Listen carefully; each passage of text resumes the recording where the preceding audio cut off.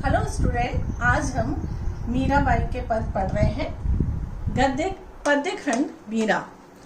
ऐसा माना जाता है मीरा का जन्म 1503 में जोधपुर के कुड़की गांव में हुआ था।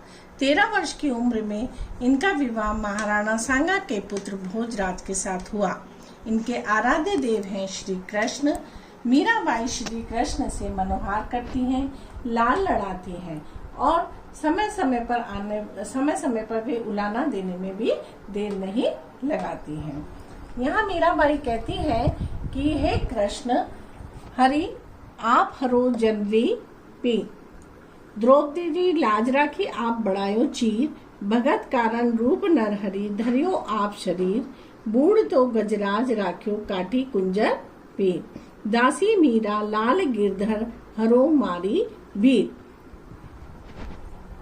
मीराबाई श्री कृष्ण से विनती करते हुए कहती हैं कि हे हरि आप तो लोगों के दुखों को दूर करने वाले हैं। जैसे आपने भरी सभा में जब द्रौपदी का चीर हरण हो रहा था तो उसके वस्त्र को बढ़ाकर, चीर अर्थात वस्त्र को बढ़ाकर उसकी सम्मान की रक्षा करी थी, इसी प्रकार जब भक्त प्रहलाद के ऊपर अत्याचार किए जा रहे थे तो उसकी रक्षा के लिए आपने नरहरि रूप रखा था और बूढ़ते हुए गजराज अर्थात हाथियों के राजा एरावत हाथी को डूबने से बचाया था। उसी तरह अब ये मीरा, आपकी दासी मीरा कहती है कि मेरे भी दुखों को हरिए अर्थात मुझे भी मोक्ष प्रदान कीजिए। मीराबाई ने अपने दूसरे पद में बताया है, शाम माने चाकर राखो जी, गिरधारी लाला माने चाकर राखो जी। यहाँ पर मीराबाई श्री कृष्ण की दासी बनना चाहती हैं। वे दासी बनने के लिए उतावली हैं। वे दासी बनकर क्या क्या कार्य करेंगी वो यहाँ पर देखते हैं हम। चाकर रहस्यों बाग लगास्यूं, नित उठ दर्शन पास्यूं, वृंदावनरी कुंज गली में गोविंद लीला गास्यूं। वे कहती हैं कि मैं आपकी चाकरी करके दासी बनकर आपके महलों में बाग बगीचे का निर्माण करूंगी ताकि मैं आपके रोज प्रतिदिन उठकर दर्शन पा सकूं और वृंदावन की कुंज गलियों में आपकी महिमा का गान करूंगी। चाकरी में दर्शन पास्यूं, सुमिरन पास्यूं खर्ची, भाव भक्ति जागीरी पास्यूं, तीनों बातें सरसी। और साथ ही वे कहती हैं कि चाकरी के बदले में वे जो पारिश्रमिक लेने वाली हैं वो है श्री कृष्ण के दर्शन, सुमिरन और भाव भक्ति जागीरी अर्थात भाव भक्ति रूपी जागीरी को वे प्राप्त करना चाहती हैं। ये तीनों चीजें वो अपनी चाकरी के पारिश्रमिक के रूप में मांगना चाह रही हैं।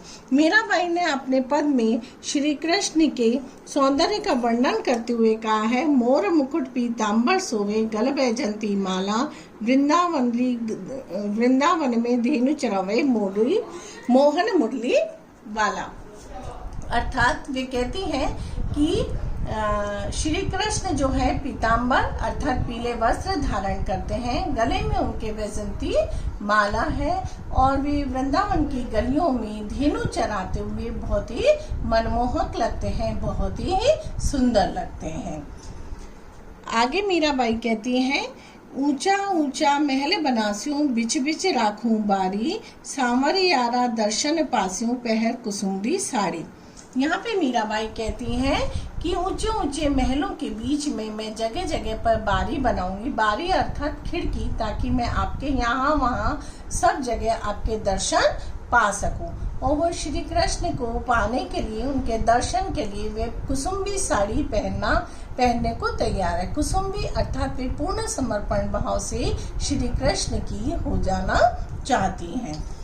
आगे मीराबाई कहती हैं, आधी रात प्रभु दर्शन दीजो, जमुना जीरे तीरा, मीरा रा प्रभु गिरधर नागर, हृदय गणो अधीरा। यहाँ पे मीराबाई कहती हैं कि मुझे आपके दर्शन मिले तो मैं आधी रात को भी जमुना के किनारे आने के लिए तैयार हूँ। यहाँ पे जमुना के किनारे और आधी रात का इसलिए बताया गया है कि मीराबाई सांसारिक सारे लोग लाज की मर्यादाओं के बंधनों का त्याग करके पूरे समर्पण भाव से श्री कृष्ण के हो जाना चाहती हैं, इसीलिए उन्होंने इस पद को इस तरीके से लिखा है।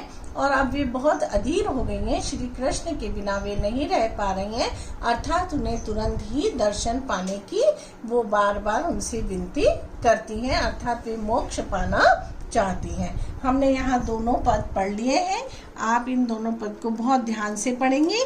मीराबाई के पद पढ़ें, फिर इनमें से प्रश्न निर्माण करें। प्रश्न निर्माण आप इस तरह से कर सकते हैं, मीराबाई अपनी विनती किस तरह करती हैं, द्रौपदी की लाज उन्होंने किस तरह बचाई, भक्त प्रहलाद के लिए उन्होंने रक्षा करने के लिए किसका रूप धारण करा, गजराज को उन्होंने किस प्रकार बचाया।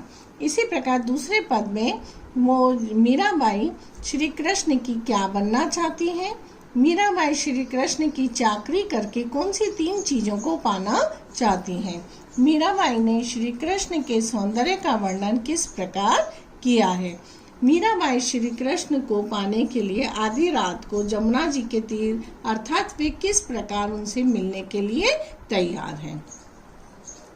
इसी प्रकार आपको आगे प्रश्न अभ्यास में जो प्रश्न दिए गए हैं उन्हें भी हल करना है। फिर यहाँ पे काव्य सौंदर्य आपको समझना है, शब्दार्थों को पढ़ें एवं समझें। फिर आपको विष्णु के 10 अवतार, जिनमें से राम और कृष्ण ज्यादा प्रसिद्ध रूप हैं, इनके बाकी अवतारों के बारे में भी जानकारी एकत्र करनी है। अगले लेसन के लिए हम फिर से मुलाकात करेंगे, तब तक आप घर में रहें, स्वस्थ रहें और सुरक्षित रहें। धन्यवाद।